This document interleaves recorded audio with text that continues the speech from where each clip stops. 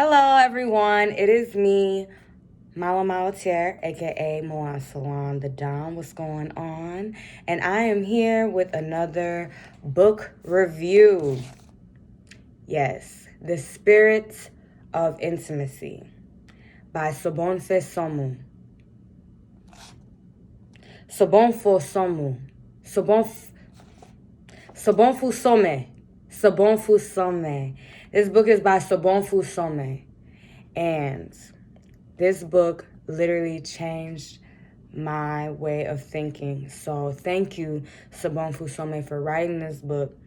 Thank you so much for inspiring me and enlightening my mind and connecting me back to my culture. For those that don't know, I am West African. I was born in Guinea-Conakry, and I have not been back since I've been born. So I always try to connect with my African culture. Okay? So with that being said, reading this book was so good for me because it allowed me to connect back to a culture that I am not able to access because I don't have my mother.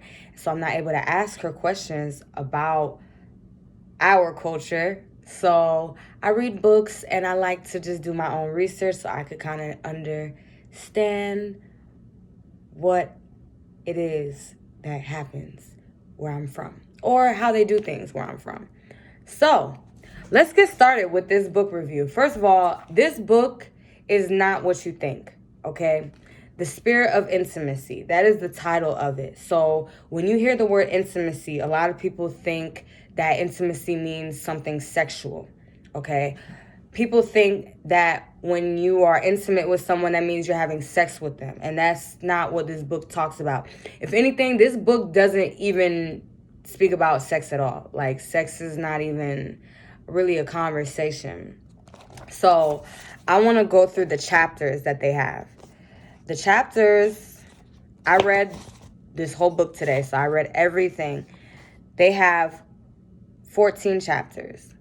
The 14 chapters are A Home to Old Ways, A Song of Spirit, The Embrace of Community, Ritual, The Call to Spirit, Born to a Purpose, Initiation,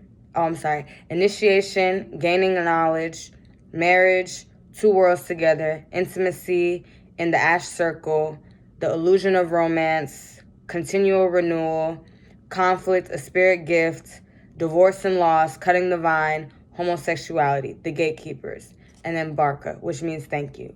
So it goes very in depth, but it has nothing to do with sex. So I don't want you to think that intimacy somehow means sex in African culture. It has nothing to do with that. That's just a part of it. So let's get started. First thing I want to talk about in this book, because there's a couple things in this book that really, really got my attention, okay? Home to the Old Ways. First of all, I just want to say that the author of this book is from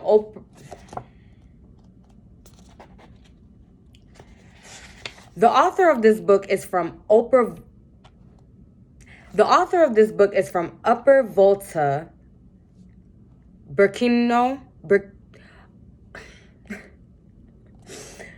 The author of this book is from Burkina Faso, also known as Upper Volta. So what interests me about that is my father actually worked in Burkina Faso in the 70s. He did an assignment out there, and they actually had an article that they wrote about him when he lived in Warner Robins, Georgia, when he did his international project. He did his international project in Upper Volta. At the time, that's what they called it, Upper Volta, but eventually it changed into Burkina Faso. So they changed the name to this African country, and that is where she's from. So that's beautiful. I just think that's beautiful. So I love this only because I knew that where she was from, it was a place that my dad had visited and worked. So I really wanted to know about her culture.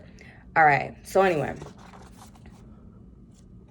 let's start with what it talks about, okay? So first of all, the beginning of the book talks about how Basically, the spirit is your ancestors. So when it's saying the spirit, it's really the ancestors of intimacy. The ancestors are the one who basically help you, guide you, and send you messages and help you figure out your problems and things of that nature.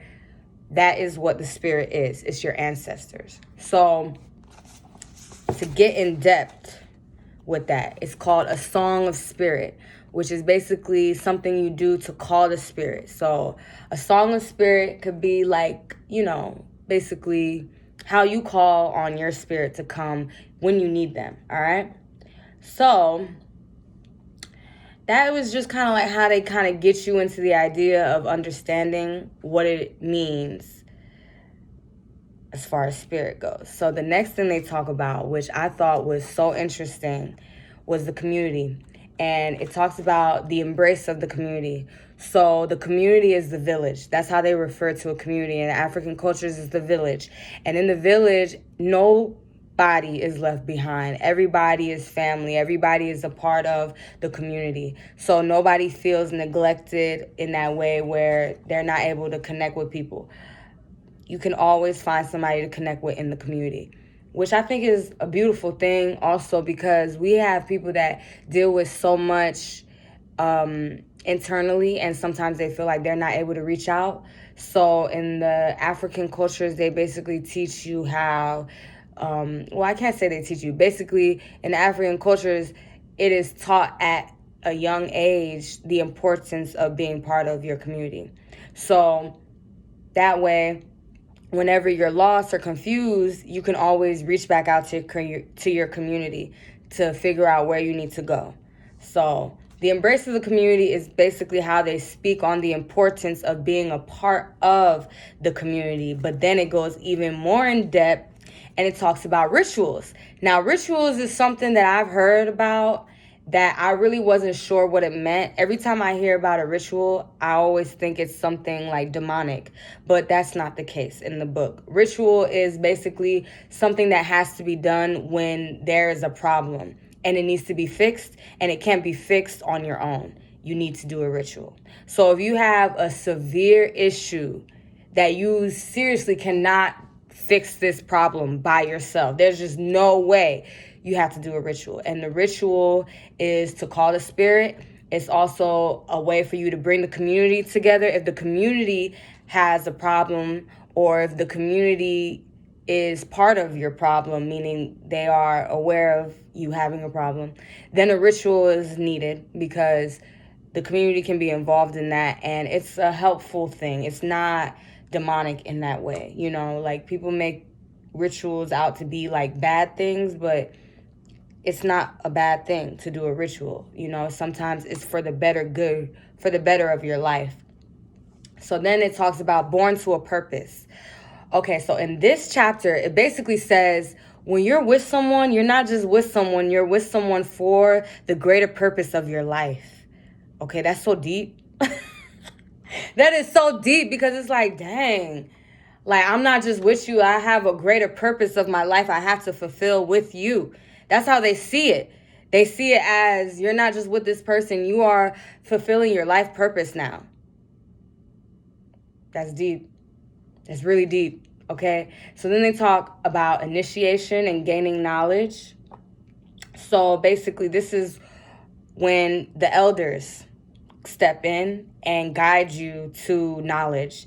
And basically, it's like putting you on game. You know what I mean? That's how the Americans say. Put you on game. That's what it is. Like, they put you on game to whatever is going on and say, okay, this is what you need to do next. This is where you need to go. This is the next steps you need to take.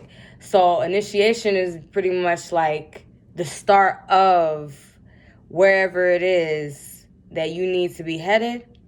The elders will help you figure out where that is. So, yeah, it's pretty deep. And this is usually for women that they do it for, because I'm going to just read part of the book, what it says here. During menstruation, sacred sexuality can happen with a woman depending on the kind of energy that exists between partners. The man must work at raising his energy to match that of the woman. If not, he could suffer from such an encounter. He could become disempowered. So this is pretty much initiation, gaining knowledge.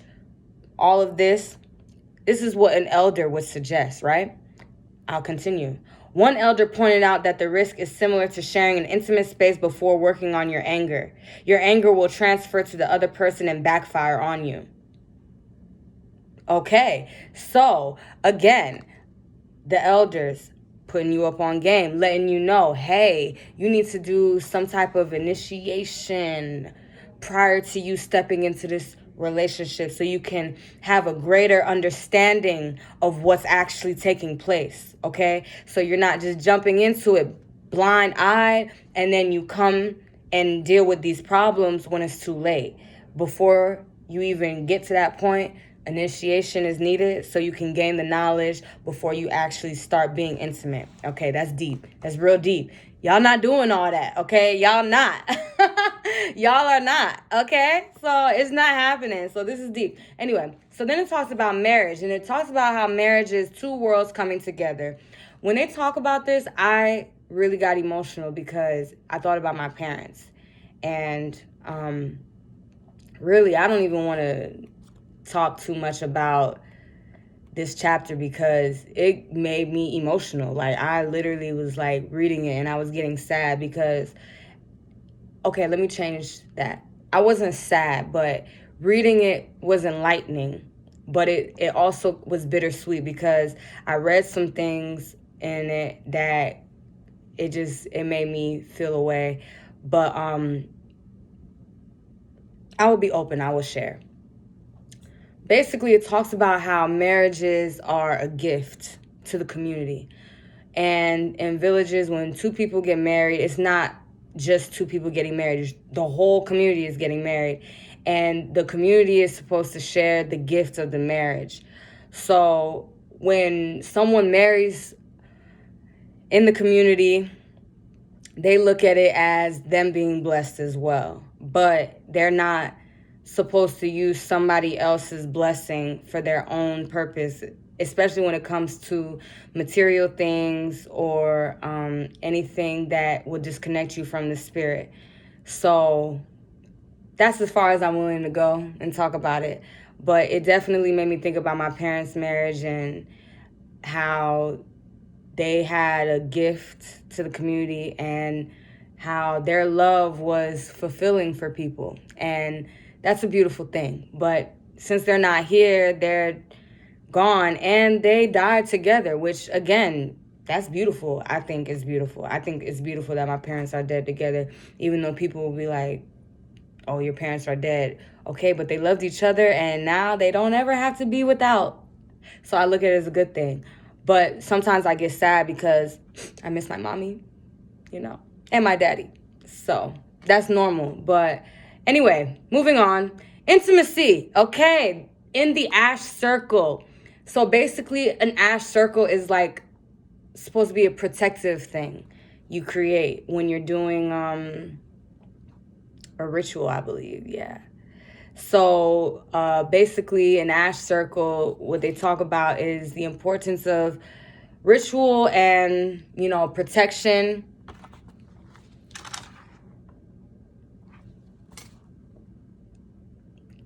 Okay, so basically it talks about ritual, protection, and basically this circle is used to help, teach people about intimacy so they don't end up getting effed over, literally. Like, you don't want to get effed over.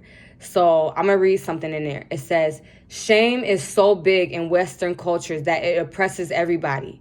Ritual can help us to accept ourselves and accept our spirit as a way to free sexual blockages.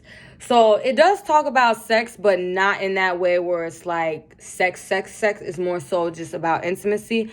But it discusses the importance of knowing, the importance of protecting, and the importance of being aware of what's taking place between you and this person. It's not something you go into blindly, and it's not something you go into for your own personal gain. You know, it's for a greater purpose. You know what I'm saying? It's just deep. I'm just saying, it's just deep. Y'all not deep like this. I'm just saying. Okay. So anyway, then next it talks about the illusion of romance. So this is interesting because romantic love doesn't really fit in the village. These are the words, okay? It just doesn't work. The kind of passion, the kind of emotion and connection that the Westerners look for from a romantic relationship, village people look for from spirit. The power of romantic love in the West is really a symptom of separation from the spiritual. So basically, what's that saying is that romance is fake.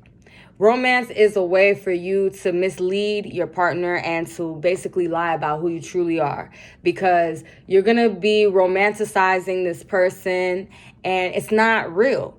So when it comes down to who you are, you'll never know, because you have this illusion you've created by romance. Okay, so yeah, romance is good, but it's an illusion. All right, so the next thing it talks about is continual renewal.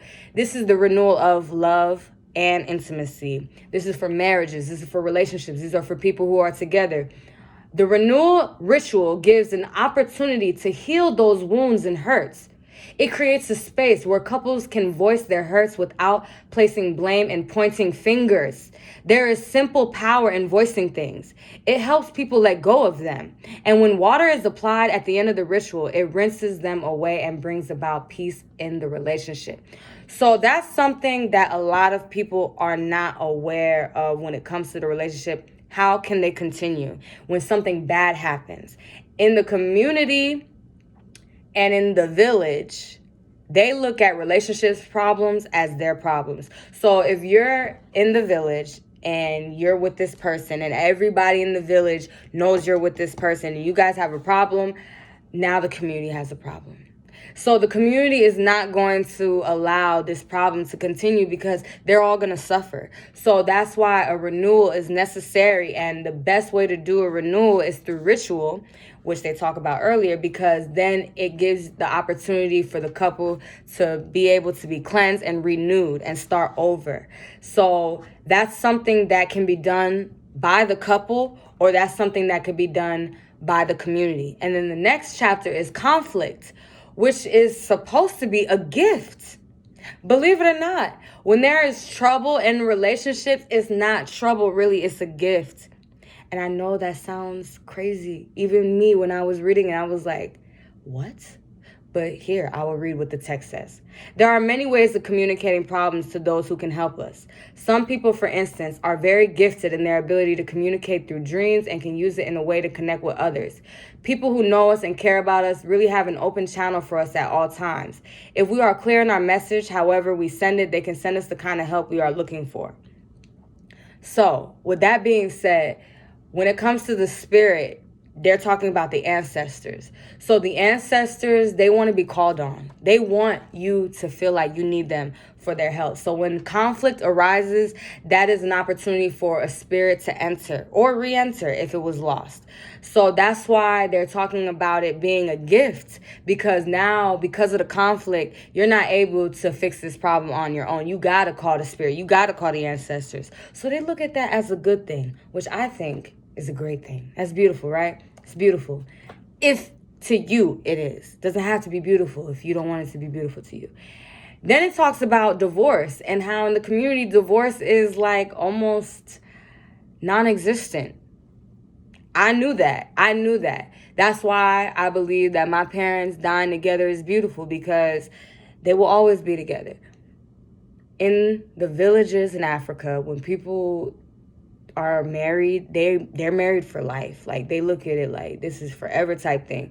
So a divorce is not something that really happens. But let me read the text. I don't want to make up words. This is what it says. There isn't divorce in the village because of the way people see things. People there cannot conceive of intimacy or marriage outside of their spirituality without the guidance of spirit. When you have a spiritual base and the support of friends and family, things work in such a way that the couple is constantly held and given energy. They have enough support to draw strength from. They are not just defending their limited resources. Divorce is a foreign concept in the village, but in the cities of Africa, it is a serious social issue. People in the cities do not marry because they have tradition to uphold or because they have a purpose to achieve. They do not seek spirit's blessing. There isn't the focus on the gift that would come out of such an intimate relationship. They have lost the ways of their ancestors. So basically that says that if you divorce or if you feel like you have to get a divorce, you are disconnected from spirit. That's how they answer this. I'm like, well, dang. So divorce is a no. Okay, no to divorce. Okay, cool. But isn't that what marriage is for? Why get married if you're going to get a divorce? You know what I mean? Like, so that to me was interesting. Then it started talking about loss. So we're not even talking about a divorce. We're talking about a loss, meaning somebody dies that you're with. That's pretty deep. So this was very interesting for me because I actually had an ex that passed away, and when we were together, I was young, but when he died, I wasn't with him.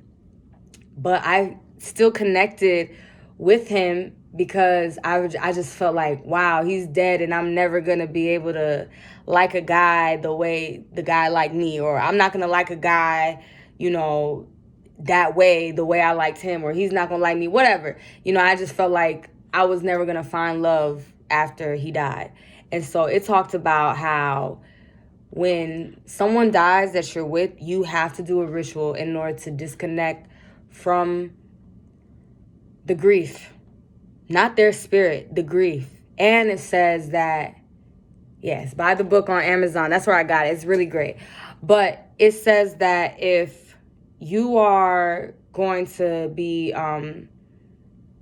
depressed or in a negative state because someone died, that it can ultimately make you sick. So it's just better for you to do a ritual so you can heal. Now, I'm not going to make up stuff. I'm going to read straight from the text.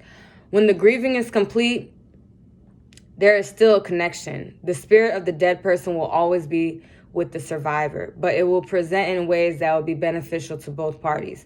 So that means that when somebody dies, you have to disconnect from them. Not because of any other reason, but because you need to, in order for you to still be connected to them spiritually, but not in a way that's going to be painful to you. And it also talks about how when someone dies that you're with, it's okay to remarry, which I thought was interesting because I'm like, oh my gosh, if my husband died, I would just be heartbroken. But in the culture, it's like, no, if your husband dies, your husband should want you to remarry because you're still connected to him by spirit, and it's okay. Because if you stay in that grief, it can make you sick, and that's not okay.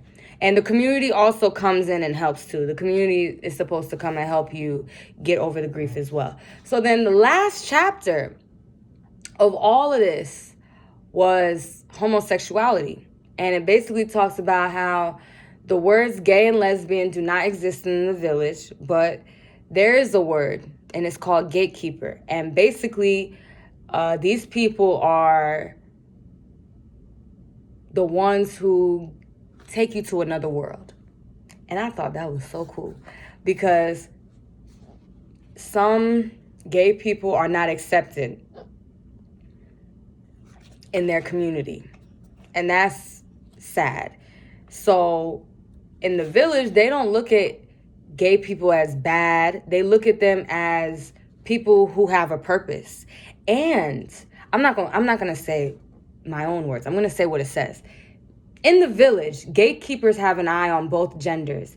They can help the genders to understand each other better than usual in their daily life. That's why a group of women, for example, might gather and bring a male gatekeeper to help them understand certain village issues. The same thing happens on the other side, with the female gatekeeper coming into the middle of the men's circle. So basically, homosexuality is not frowned upon as much because they look at it as them having a greater purpose.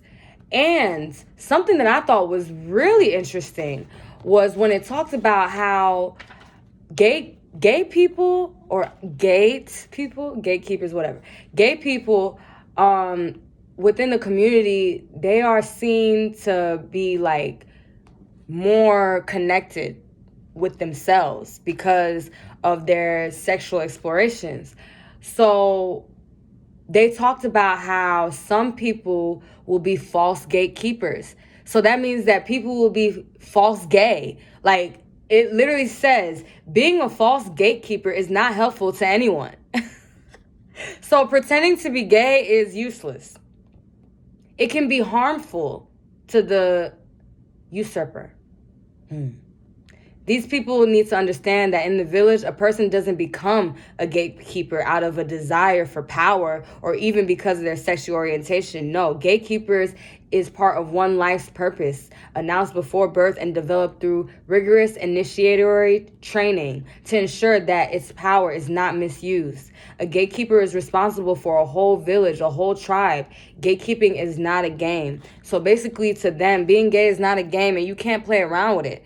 You know, because it talks about how they're not doing it because they're trying to be seen for their sexual preference. They're doing it because this is their purpose, to help other people get closer to whoever it is that they need to be with, because they have that openness within them. You know, they have both genders within them. They are sexually exploring themselves, so they have things about them that other people can't have access to, or other people don't have access to, you know. So they're looked at in a more spiritual way of someone that can help others, because what it is that you do is not necessarily something that somebody else may do, but that doesn't mean that you can't help me or that you can't teach me something about me or about the opposite sex, because they are just supposed to be involved with both, you know? So I thought that was really interesting. And I'm like, oh, wow, yeah, I love gay people. So that was cool, because I never knew how African cultures may see that. I only know the American culture and the LGBT community, and they basically talk about how because they are not always accepted, that it is okay to have their own community, which makes sense. But it talks about how the only difference between them and regular people is their community. So if they can't have regular non-gay people in their community, then they just have to have a community with other gatekeepers. And so that's what it says. Maybe the only difference for gays and lesbians would be to have other gatekeepers in addition to non-gay family members and friends involved in their rituals. So basically that means that you can either be with it or you can't. You either support it or you don't. And that's how the cookie crumbles. You know what I mean? So that's kind of cool to think of it like that, because I have a lot of gay friends and I have a lot of friends that are not like married, but they're like homosexual. And it just makes it that more enlightening to say, wow, you have a spiritual gift. So I thought that was cool. And then the last chapter is her thanking everyone for reading her book. And that's it. So, yeah, that's me breaking it down as much as I could break it down. But you guys got to read it for yourself, okay? Because everything that I'm saying is a very vague explanation. But this goes so in depth. And a lot of people want to know about African culture, but maybe they don't understand some things. This book will help you understand why they do things. Because you might have heard something like, oh, I heard they do this in Africa. Oh, I heard they do this. Oh, I heard they do that. Oh, I heard this is okay. I heard that this is right. This is wrong, whatever. If you don't understand the purpose behind it, what's the point? That's how I see it, you know? So for me, I hear a lot about my own culture, and I'm like, what's that about? Anything that I'm interested in, I got to do my own research. I got to figure it out. I got to know.